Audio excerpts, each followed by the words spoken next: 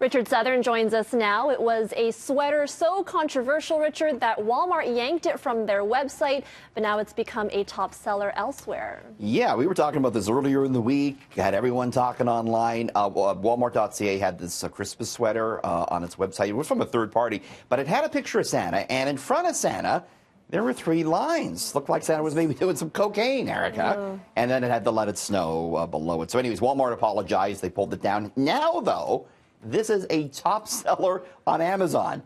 Everyone wants it. And Walmart, it's lost out on it now, right? Yes, it's $31. They're selling it on Amazon in the novelty category. And it even has 5 stars. One user extolling the virtues, calling it the best Christmas sweater he's ever owned. Don't wear it to the office party, though, I would recommend, Erica. Yeah, I would agree with you there.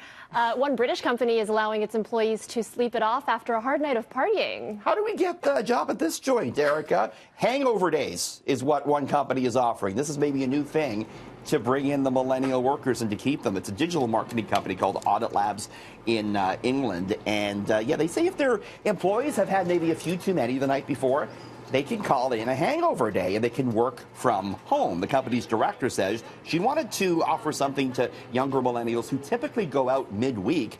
She says, quote, if people use it 2 or 3 times a week, they would have a problem. But she says so far nobody has abused the system.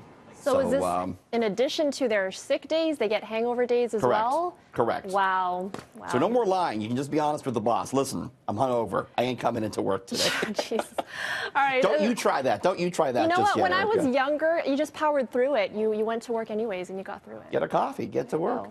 A simple picture and a simple question are prompting a passionate discussion online. This is kind of maybe my favorite story of the day. Bette Midler, the singer, she posted this picture online.